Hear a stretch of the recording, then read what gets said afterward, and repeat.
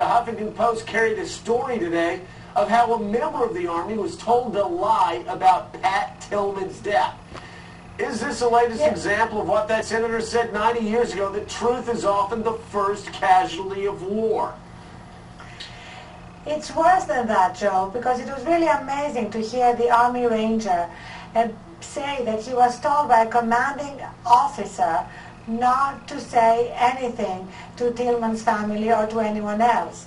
And in a way, what happened today with the testimony of the Tillman family and others, and with Jessica Lynch's testifying, was that we saw the standard operating procedure of the Bush administration when it comes to this war laid bare, the manipulations, the falsehoods, the attempt to create a reality that does not exist, were there impossible to deny.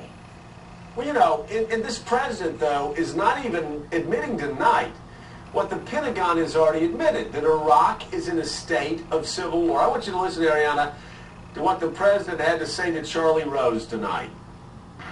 It's pretty clear sectarian violence is almost a civil war there. Can you judge?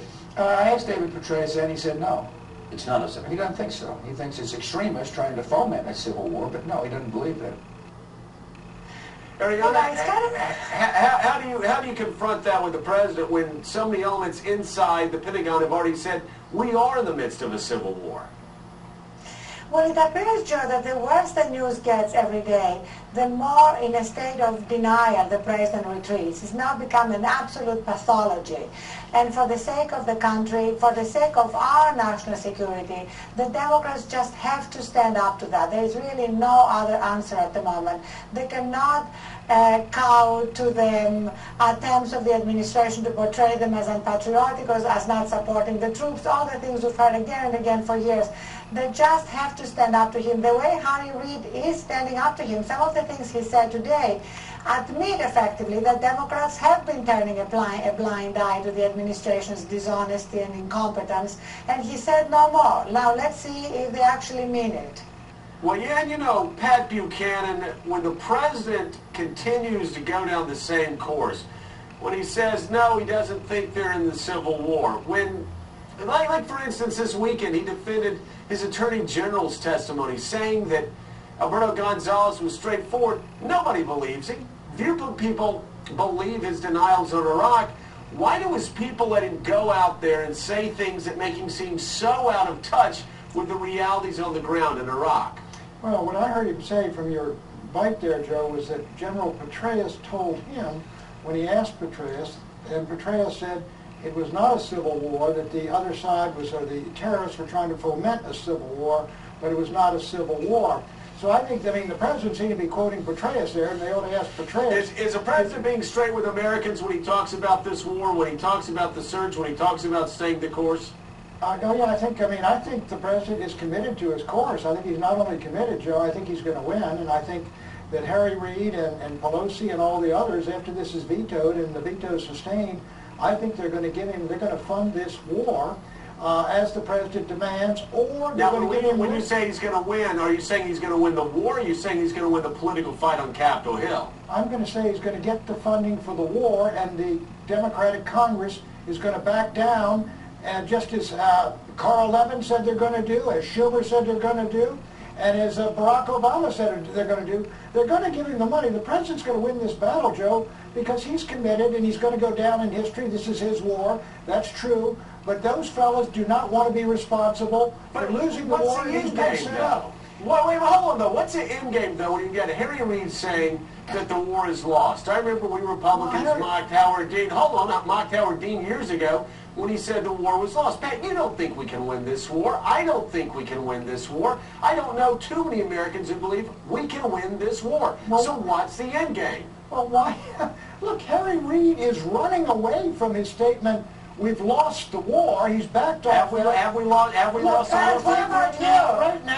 Right now, the war is in a bloody stalemate, and there's no doubt it is not won. But as of today, it is not lost. Now, it does not look good. The American people are not behind it. Congress is not behind it. Eventually, we're probably going to get a cutoff, and we may very well lose it. But Harry Reid is running away from his statement today, quote, that we lost the war.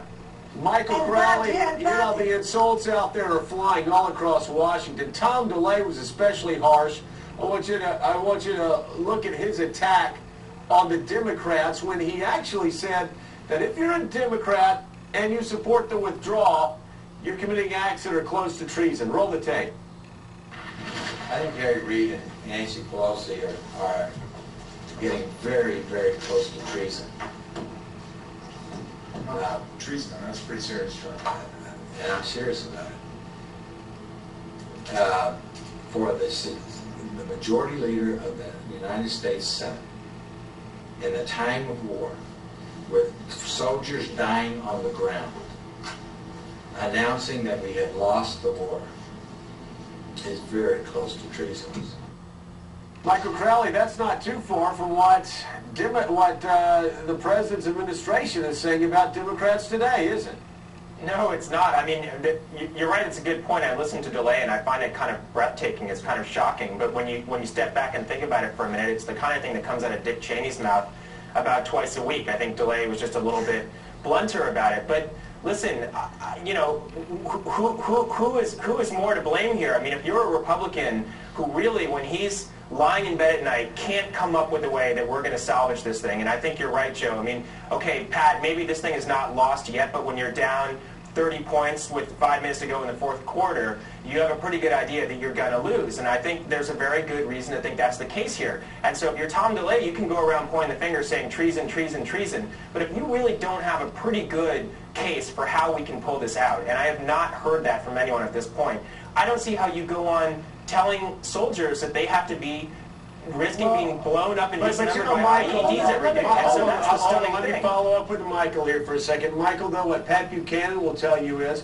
that Democrats may say they want us to get out on October 1st. Democrats may say this war has been lost, and yet they've also said they're going to back down when the president asks for more money. If that's the case, and don't we have politicians on both sides of the aisle knowing that we're going to lose this war, that more American men and women are going to die, and we're going to end up retreating in the end anyway?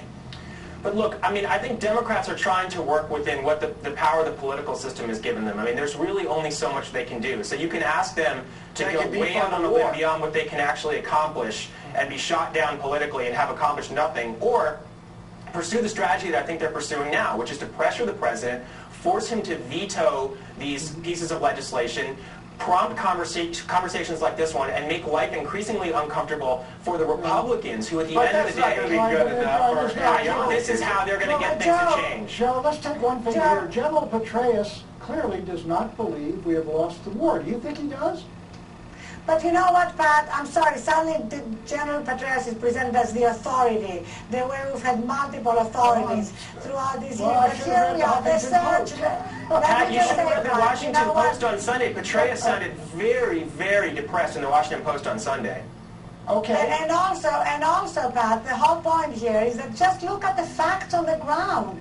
The search has not worked. Well, look, the violence in Baghdad has increased. The wall that General I Petraeus agree wanted. One with you. second, Pat, let me just finish. General Petraeus wanted a wall to be built in Baghdad, which now has to be discontinued because there is nobody else who is supporting it. You may know that, but that was what this ultimate authority General Petraeus wanted. So don't throw General Petraeus at everybody the minute somebody disagrees with the administration. All right, well, look, here's what we're doing. General Petraeus says we should know by the end of August and September whether it's worked. I agree with you. Joe and I agree. It looked like it was working early. Now it doesn't look like it's working. You've got half the troops in there. All of them will be in by June. We will know the answer by September. It's going to be followed through. They're going to get the money. So, I mean, the Democrats are going to give it to them. That is where it is going right now, and Bush and Cheney are taking this right to the end, and the Democrats are going to have to defund this war.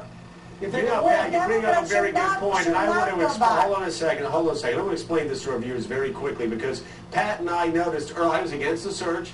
We noticed there was some success, but what was happening? The Shiites were being driven out of Iraq. They're being driven out of Baghdad, the Mahdi army, al-Sadr. So when they got driven out, it created a power vacuum that allowed the Sunni death squads to start killing Shiites the way they had before al-Sadr stepped up. So it seems to me it is a no-win situation. We get rid of the Shiite extremists. That just means Sunnis can kill more Shiites. It is a total mess, And I've never heard one military man or one politician tell us how we're going to get out of it with a victory. I don't think it's possible. I don't think it's possible now for us to subdue Anbar province. There may be a battle for Baghdad. You may be able to win. I agree with that. But we're going to find, Joe, it's baked in the cake right now. And the Democrats are going to give him the money, and we're going to go through August and September, and we're going to see... But Arianna, let me ask Arianna, what does that mean, though, Arianna, if in fact the Democrats know we've lost this war, and yet they continue to give the president the money he needs to execute this war? Arianna, what does that mean to the Democratic base? I don't think it's just about the Democratic base. It's about the national security of this country. This is not about politics. It's not about left and right. The Democrats who know this war has been lost, who know they should not give any more money to this administration for this war without some clear withdrawal timetables, those Democrats will stand up and force a fight within their own party. That is really where the battle needs to be taken now. For them, after the veto, to go back and just do what the president wants would be a tremendous admission of failure, and I think the American public would not forgive them. That's not about the Democratic base. It's way wider than that. It's 60-70% of the American public that wants a clear withdrawal timetable. And you're exactly right. The overwhelming majority of Americans do want a clear withdrawal timetable. Michael Crowley, Pat Buchanan, Arianna Huffington, thanks for being with us. And I want to make a point, friends. I supported this war from the very beginning. I tell you that all the time. I continued supporting it up until the Golden Mosque was blown up in Samara, and suddenly it did turn into a civil war. There is little left that we can do to win this war in Iraq unless you and I, as taxpayers, tell people in Washington, D.C., we want to raise enough money to send 300 to 400,000 troops over there to subdue Iraq for the next 10 years. If we decide we want to do that, we can win this war. If we don't do that, and there's no way we're going to do that, we can't win the war. And you're hearing that from a guy who's been a hawk from his earliest days. But I'm also a realist. You know, it's like Gladstone said, when the facts change, so does my mind. You know, what do? Well, bottom line is, if you keep your feet in cement and you don't change with the realities on the ground, then you're responsible for the killing of a lot more U.S. troops. Coming up next, Bill Maher attacks God and Christianity, calling both a myth. I go one-on-one with the controversial HBO star next. Plus, just like the never-ending hangover, Sanjaya won't go away. Why the unlikely superstar proves you don't actually have to win to be the next American Idol. And later. It has been my goal for many years to give a whole billionaire. Barbara looking down. She's looking down. Rosie embarrasses Barbara Walters again, this time in front of some of the most powerful women in the world. We'll show you her gross-out antics and see if this is when Barbara Walters will finally decide to pull the plug on the disgusting tactics of Rosie O'Donnell.